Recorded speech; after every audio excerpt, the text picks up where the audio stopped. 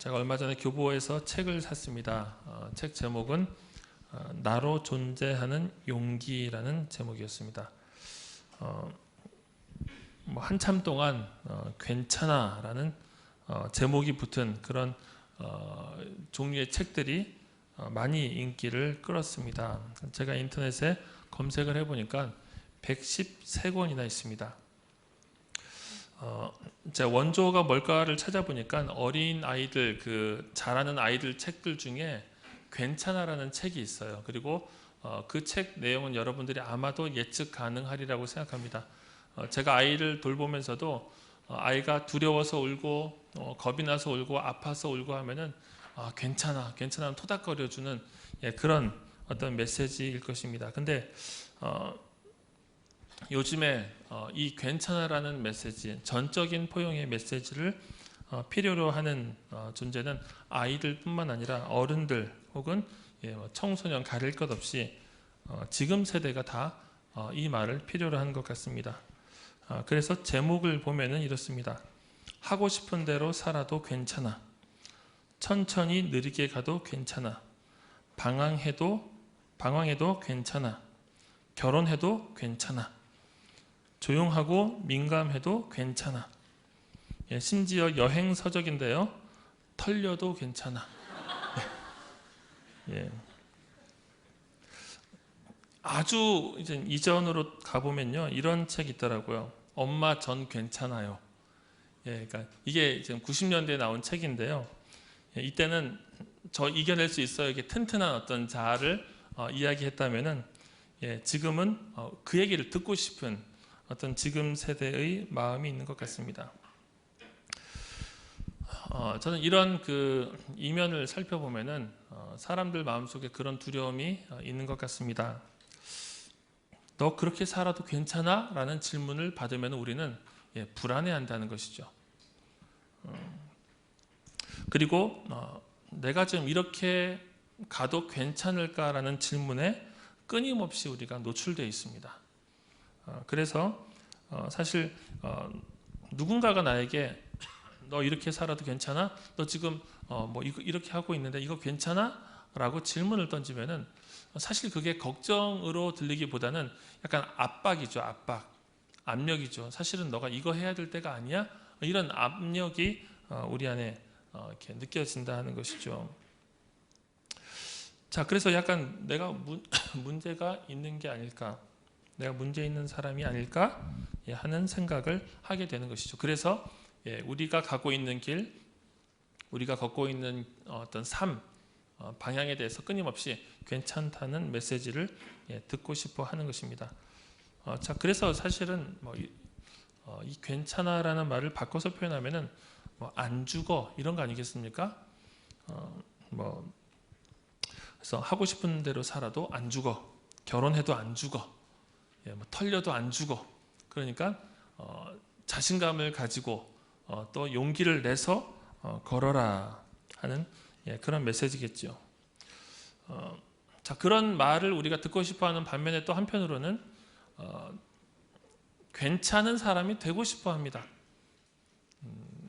다른 사람들이 어떤 요구하는, 다른 사람들이 필요로 하는 그 모습으로 우리가 살면서 괜찮고 누군가에게 괜찮냐고 물어봐 줄 수 있는 사람, 야, 너 토익 만점 아닌데 괜찮아? 라고 물을 수 있는 그런 사람이 되고 싶은 우리 안에 어떤 욕구.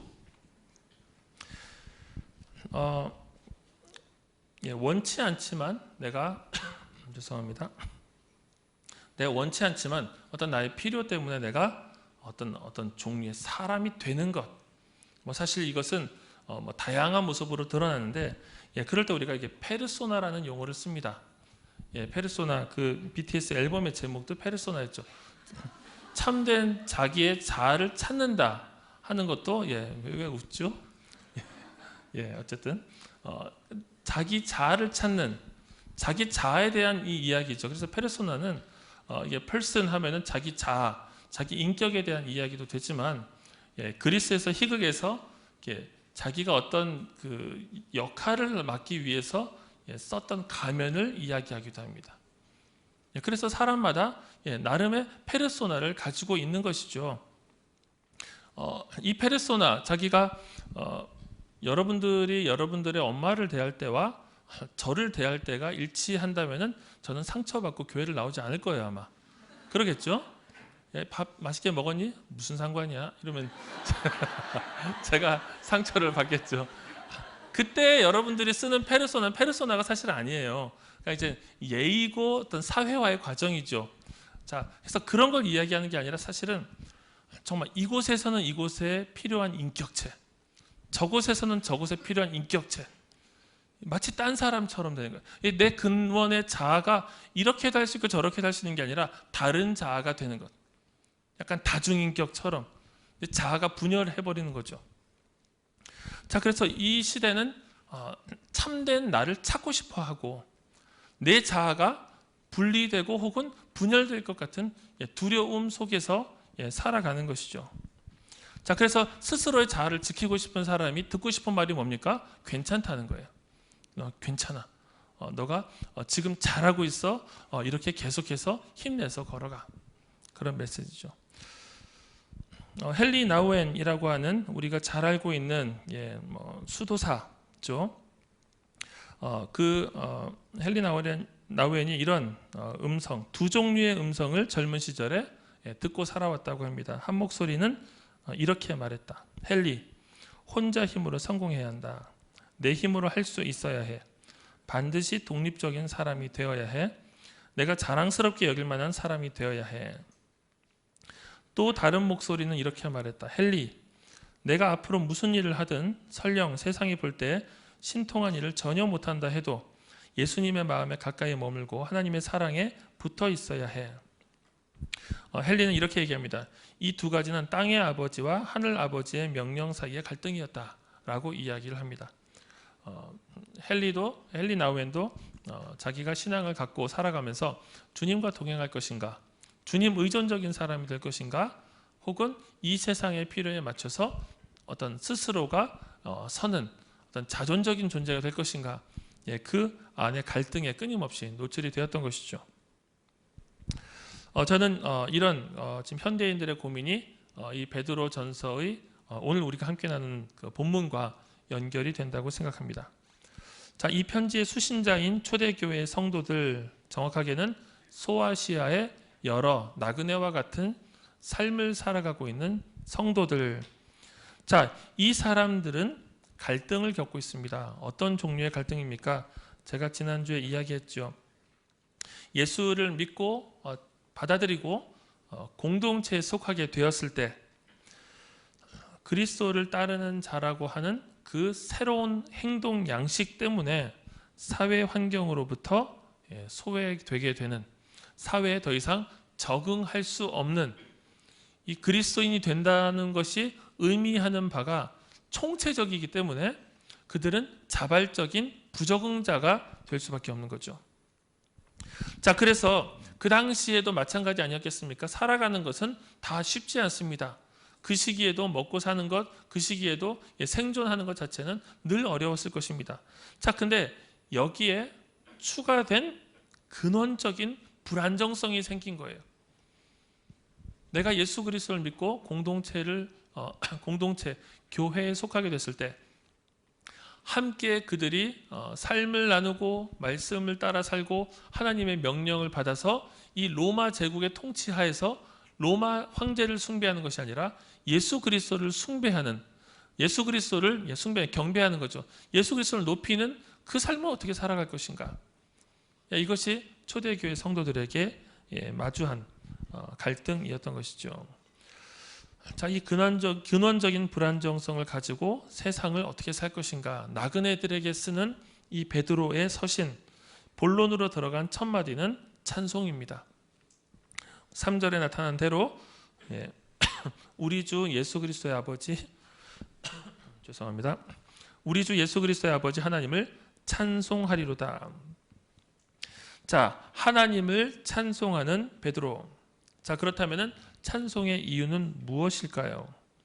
왜 찬송을 할까요? 자, 그것은 3절과 4절 전체에 나와 있습니다. 자, 제가 좀 쉽게 설명을 해보겠습니다. 하나님께서 그의 많으신 긍휼대로, 긍휼이 많으셔서 예수 그리스도를 죽은 자 가운데서 부활하게 하심으로 말미암아 예수님을 살리시는 일을 통해 우리를 거듭나게 하사 우리를 새로운 존재가 되게 하셨다. 자, 여기까지만 우선 끊어보면 이것이죠. 하나님께서 긍휼이 많으셔서 예수님을 살리시고 그 살리시는 일을 통해서 우리도 새로운 존재가 되게 하셨다. 자, 이게 베드로의 찬양의 이후의 이제 절반 부분입니다. 자, 그럼 그 뒤에가 결론인데요. 자, 새 존재가 되게 돼서 우리가 무엇을 누리느냐가 핵심입니다. 자, 우리를 거듭나게 하사까지 여러분들이 딱 짝대기를 끄시고, 그래서 우리들은 어떤 존재가 되었느냐? 첫 번째, 산 소망이 있게 하시며, 산 소망이 생겼다.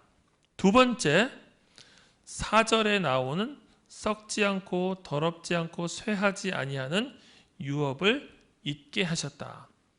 자, 베드로의 찬송의 내용은 정리하면 이것입니다. 하나님께서 우리를 거듭나게 하셔서 산 소망을 주시고 썩지 않는 새로 거룩한 하늘에 있는 유업을 받게 하셨다 하는 것입니다.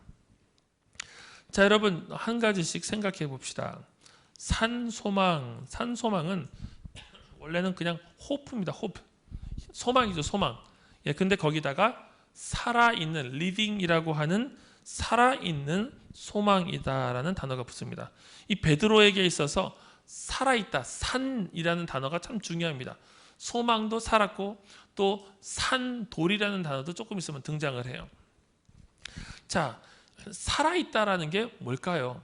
그냥 소망도 소망인데 우리에게 소망이 있는 존재다라고 하면 좋을 텐데 베드로는 이거는 베드로의 특별한 수사에 속한 것 같습니다. 베드로는 그냥 어떤 단어의 어떤 의미보다도 더 큰 의미를 부여하고 싶어 하는 것 같습니다. 그래서 그냥 소망이 아니라 이런 거죠. 현재도 생동감 있게 효력을 발휘하는 소망. 이 소망은 그냥 멀리에 있는 어떤 바라만 보는 소망이 아니라 현재도 생동감 있게 효력을 발휘하는 소망. 자, 그래서 베드로는 우리 성도들 산 소망이 있게 되었다. 현재 나의 삶 가운데서 실제로 작동하고 있는 효력을 발휘하는 소망이 있게 하셨다. 자, 그리고 두 번째, 유업을 얻게 하셨다. 유업을 잊게 하셨다라고 했죠. 이 유업을 잊는다는 것은 무엇입니까? 유업 앞에도 수식어가 있죠. 썩지 않고 더럽지 않고 쇠하지 아니하는 유업. 자, 훗날 우리가 받게 될 유업은 기업입니다. 유업도 조금 우리한테 친숙하지 않죠. 우리의 상속물입니다. 유산이라는 표현이 조금 더 낫겠죠. 유산인데 이 유산은 누군가가 죽고 나면 받는다는 의미가 있는데 훗날 우리가 하늘에 가서 하늘 아버지께로 받게 될 상속자로의 유산입니다. 자, 그 유산은 어떤 것인가 하는 게 그 앞에 수식어죠. 썩지 않고 더럽지 않고 쇠하지 않는 유산. 자, 완벽하게 현재 우리가 바라보는 현 상태 그대로 보존되어 있는 유산입니다. 그래서 나는 변할지언정 유업은 변하지 않습니다. 그것은 하늘에 그대로 보호되고 간직되어 있기 때문입니다. 자, 그래서 요약하고 정리하면은 베드로가 하나님을 찬양합니다. 왜 찬양합니까? 하나님이 우리에게 산 소망이 있게 하셨고 현재형이죠. 오늘 우리가 산 소망을 누리게 하시고 그리고 미래의 유업을 받게 하실 것이므로 이게 베드로의 찬양의 이유입니다. 자, 여기까지만 이해가 됐으면 여러분 오늘 설교의 3분의 2를 우리가 해결한 겁니다. 자, 그럼 남은 3분의 1을 우리가 같이 한번 생각해 보겠습니다. 자, 이 하나님의 행하심 때문에 베드로가 찬양을 하고요. 이 하나님의 행하심 때문에 성도들은 기뻐합니다. 그 6절과 8절에 나와 있는 내용입니다. 6절, 그러므로 너희가 이제 여러 가지 시험으로 말미암아 잠깐 근심하게 되지 않을 수 없으나 오히려 크게 기뻐하는도다. 8절 예수를 너희가 보지 못하였으나 사랑하는도다. 이제도 보지 못하나 믿고 말할 수 없는 영광스러운 즐거움으로 기뻐하니. 자, 베드로가 찬양하는 이유, 그리고 성도들이 기뻐하는 이유 무엇입니까? 시련 중에도 기뻐하고 예수를 보지 못하였는데도 예수를 사랑하는 이 성도들, 그들 안에 무엇이 있기 때문입니까? 그것은 7절에 나타난 확실한 믿음이라는 용어입니다. 7절 너희 믿음의 확실함은 불로 연단하여도 없어질 금보다 더 귀하여 라고 되어 있죠. 자, 확실한 믿음이 현재 산 소망과 후에 우리가 누리게 될 유업을 바라보면서 기뻐할 수 있게 만드는 거예요. 고난 중에도 6절에 나타난 여러 가지 시험으로 말미암아 근심하게 되지 않을 수 없었으나 기뻐하게 되는 것입니다. 그 안에는 확실한 믿음이 있죠. 자, 확실한 믿음, 이 확실한 믿음을 설명하면서 베드로는 또다시 한 번 더 어떤 수사를 사용합니다. 그 불로 연단하여도 없어질 금보다 더 귀하다. 불로 연단하면은 일반적으로는 불로 연단하면은 금만 남고 불순물이 없어지는 게 일반적인 용어입니다. 불로 연단하면은 불순물이 없어지고 금이 남고 그 금처럼 귀하다 이래야 되는데 베드로가 이것을 또 다시 넘어서는 수사를 사용하는 거예요. 불로 연단하여도 없어질, 이거는 바꿔 얘기하면 불로 연단하면은 없어져 버릴. 그러니까 아주 센 불에는 불도 견디지 못할 모든 것을 정련하는 그 불에 없어질 금보다도 너희들의 믿음이 더 귀하고 확실하다. 자, 그래서 이 성도들이 기쁨으로 시련을 통과하고 그리스도를 사랑하며 즐거워하는 그 이유는 그들의 믿음이 이 정도로 확실하고 귀하기 때문이라는 거예요. 자, 그렇다면은 이젠 이 본문을 가지고 우리의 삶으로 가져와 보는 거예요. 어떻게 하면은 우리의 믿음도 이 수준이 될 수 있을까? 불로 연단하면 다 없어져 버리는데 그것보다도 더 귀한 확실하게 남아있는 그 믿음, 시련과 고통을 기쁨으로 통과하면서 보지 못한 그리스도를 기뻐하고 즐거워하고 사랑할 수 있는 그 믿음, 이것이 우리의 관건이죠. 자, 그래서 우리도 6절과 8절에 나와 있는 이 믿음, 이것을 갖는 것이 목표입니다. 자, 그렇다면은 이 믿음을 우리가 얻기 위해서는 무엇이 필요합니까? 프리트레이닝이 있고요, 목자 훈련이 있고요, 베이직 코스가 11월 달에 예정되어 있습니다. 그것이 여러분들의 믿음을 견고하게 할까요? 절반은 맞고 절반은 틀립니다. 자, 틀리다 하는 이유는 본문이 이야기하고 있는 믿음은 그런 성격의 믿음이 아닙니다. 나중에 설명하겠습니다. 자, 절반이 맞는 이유는 교회에서의 이 훈련들은 없는 믿음을 막 만들어주는 것이 아니라 가지고 있는 믿음을 제대로 활용하고 그 믿음과 더불어서 살아가는 법을 알려주기 때문에 절반은 맞다 하는 것입니다. 자, 그러면 봅시다. 어떻게 이런 믿음으로 살 수 있는가? 자, 베드로는 본문에서 베드로도 훈련과 어떤 영적 성장을 이야기하지 않아요. 너희들 이런 존재가 되어야 시험을 통과하고 기뻐할 수 있다, 그 얘기를 하는 것이 아니죠. 그냥 확실하다라고 얘기를 해버려요. 베드로는 뭘 얘기하냐면 믿음 자체의 본질에 집중을 하고 있는 겁니다. 믿음이란 것이 무엇이냐? 믿음의 본질에 집중을 하고 있어요. 자, 그래서 믿음의 본질, 자, 믿음이라는 것이 우리를 어디로 이끕니까? 9절에 보시면 믿음의 결국은 영혼의 구원입니다. 우리의 믿음을 쭉 따라가 보면 영혼의 구원으로 우리를 이끈다 하는 것입니다. 자, 그리고 5절에 보시면은, 자, 믿음은 구원의 원인인데 5절에 보시면 말세에 나타나기로 예비하신 구원을 얻기 위하여 믿음으로 말미암아 하나님의 능력으로 보호하심을 받았다 그랬습니다. 너희가, 자, 여기에서도 믿음이 중요합니다. 믿음의 결국은 구원입니다. 믿음은 구원의 원인이라고 우리가 생각할 수 있겠죠. 믿음으로 구원을 얻잖아요. 자, 그런데 5절에 보시면은 말세에 나타나기로 예비하신 구원을 얻기 위하여 믿음으로 말미암아, 믿음이 들어가요. 믿음으로 말미암아. 그런데 그 뒤에 하나님의 능력으로 보호하심을 받았다. 믿음의 역할이 전적이지 않다는 겁니다. 이거는 오해하지 말고 들으셔야 돼요. 믿음으로 말미암아 하나님의 전적인 이 능력의 보호하심을 우리가 입는다라는 거예요. 믿음의 본질입니다. 자, 그래서 여러분, 믿음이 약하다. 지금 우리가 이 본문을 읽으면서 이 베드로의 그 서신의 수신자들보다는 우리가 믿음이 약한 것 같아요. 고난 속에서 우리는 기뻐하지 못하고 보지 못하는 예수 그리스도를 믿고 말할 수 없는 즐거움으로 기뻐하는 그런 삶을 살지 못하는 것 같아요. 자, 그런데 믿음이 약하고 희미하고 부족한 그것이 지금 이 본질이 아니라는 거예요. 그럼 내 믿음을 아주 강화시켜서 특별한 훈련을 받아야지 이 어떤 견고한 차원의 믿음을 얻게 되는 것이 아니라는 것입니다. 예수님이 제자들을 꾸짖으시죠. 왜 두려워하느냐? 믿음이 적은 자들아. 왜 의심하였느냐? 믿음이 적은 자들아. 지금 그 믿음과 지금 이 본문에서의 믿음이 다른 개념으로 쓰이고 있다는 거예요.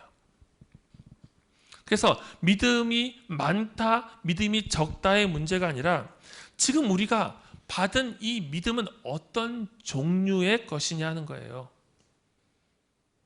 여러분들이 믿고 예수 그리스도를 믿게 된, 예수님을 믿고 거듭나게 된 그 믿음은 어떤 종류의 믿음이냐는 거예요. 아주 믿음의 농도가 아주 진해야지, 정도가 세야지 구원을 얻고 시련을 이겨낼 수 있는 그런 종류의 믿음이 아니라 애초에 우리가 받은 믿음은 이 고난을 충분히 넉넉히 이겨낼 수 있는 종류의 믿음이다라는 거예요.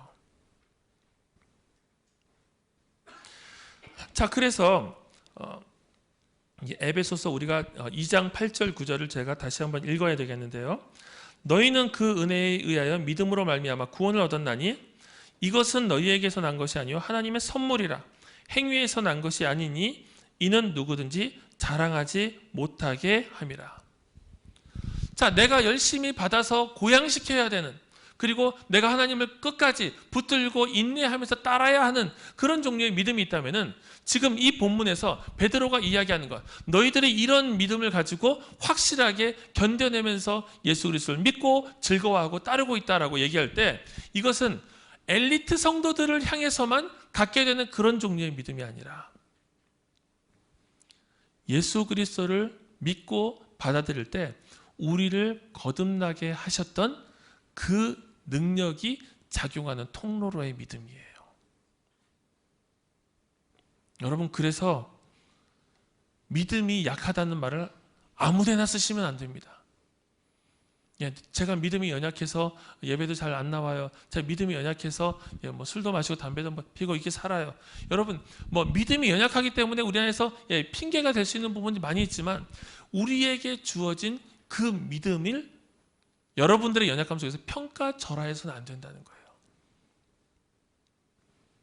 여러분들이 예수 그리스도를 믿고 받아들이고 거듭나게 된 그 구원은 7절에 나타나 있는 대로 너희 믿음의 확실함은 불로 연단하여도 없어질 금보다 더 귀하다. 여기서 확실하다라는 것을 쓸 때는 믿음이 또렷하다, 희미하다 그 얘기를 하는 게 아닙니다. 여러분, 영어로 치자면은 genuine이라는 단어 아세요?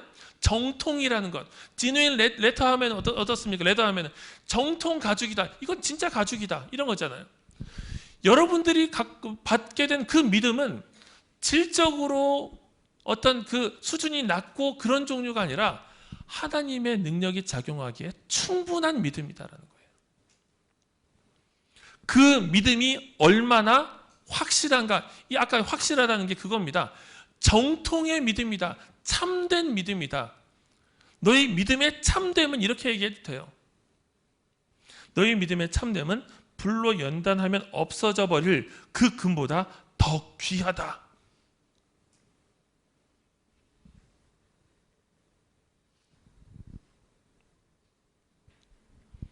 그래서 지금 베드로는 믿음을 열심히 고양시켜야 된다 그 얘기를 하는 것이 아니라 너희에게 주어진 믿음이 어떤 성격이냐에 집중하라는 얘기를 하고 있는 거예요.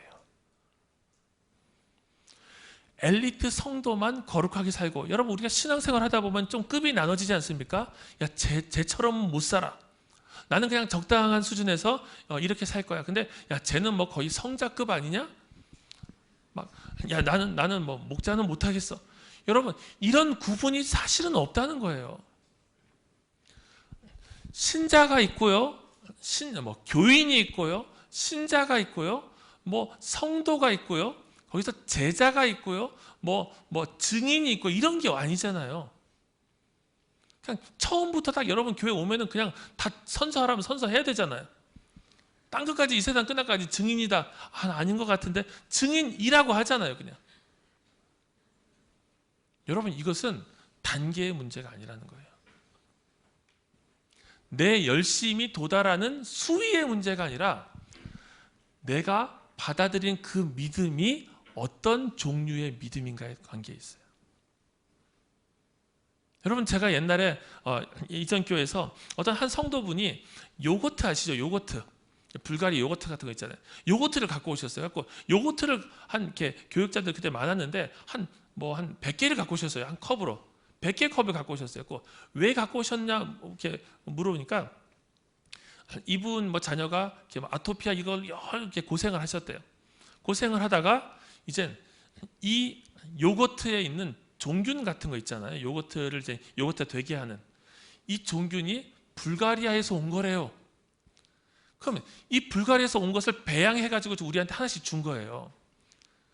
여러분 그러면은 배양이 된 이것은 불가리아에 있는 그 어떤 아주 아주 좋은 그런 우수한 품질의 그 그 종균과 똑같은 거예요. 그래서 똑같은 요거트가 되는 겁니다. 뭔지 아시겠습니까? 이 종균 자체가 다른 거예요. 주님께서 우리에게 구원 얻는 믿음을 허락하실 때는 여러분 믿고 나서 열심히 뭔가를 해서 도달할 수 있는 어떤 나름의 선을 주신 것이 아니라 여러분들 모두를 믿음으로 거듭나고 새로운 사람이 되게 했을 때는 여러분들 모두에게 이미 산 소망이 주어진 거예요. 지금 오늘도 살아서 역사하는 소망이 주어졌고 훗날에 우리가 얻게 될 썩지 않고 더럽지 않고 닳아 없어지지 않고 쇠하지 않는 그 유업을 이을 자라는 것이 이미 우리 안에 확실한 거예요.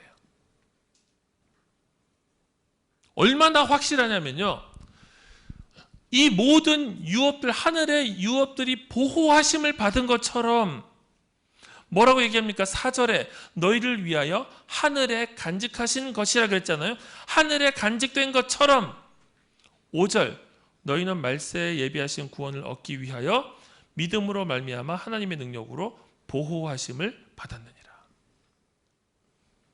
여러분 말세에 우리가 얻게 될 유업이 너무나도 잘 보존되어 있어요. 아무도 건드리지 않고 우리 몫이에요. 그런데 여러분 우리 몫을 우리가 얻기 위해서 우리는 죽어라고 막 이렇게 노력을 해서 도달하는 것이 아니라 하나님의 차원에서는 우리는 보호하심을 입고 있는 거예요. 여러분 이것이 우리에게 주어진 은혜의 성격입니다. 이것을 에베소서에서 은혜로 받았다라고 얘기하는 거예요. 이것이 우리에게 선물이다라고 얘기하는 거예요. 다시 한번 말씀을 정리하겠습니다. 원하든 원치 않든 그들이 예수 그리스도를 믿고 따르게 되었을 때 그들은 자발적으로 나그네가 됩니다. 이 세상 속에서 새로운 차원의 불안정성을 갖게 돼요. 이 불안정성을 갖게 되는 그들을 향해서 베드로는 너희들이 받은 믿음은 굉장히 정통이고 참되고 확실한 것이다. 유업이 보호될 것처럼 너희들도 보호될 것이다. 확실함을 이야기하는 거예요. 정처 없는 나그네들에게 확실한 주소를 부여해주고 있는 것입니다. 여러분, 그래서 오늘을 살아가는 우리도 마찬가지입니다. 여러분, 죄의 유혹에 흔들릴 때 내가 받은 믿음이 어떤 종류의 믿음인지를 생각하십시오. 하나님께서 내 안에 허락하신 그 생명이 어떤 종류의 생명인지를 생각하십시오. 특별한 사람만 시련 속에서 기뻐할 수 있는 것이 아니라, 나도 이렇게 되네? 나도 이렇게 하나님을 사랑하고 예수 그리스도를 보지 못했는데 즐거워하고 기뻐할 수가 있네. 우리가 그렇게 살아갈 수 있는 이유는 무엇입니까? 우리가 보호되고 있기 때문입니다.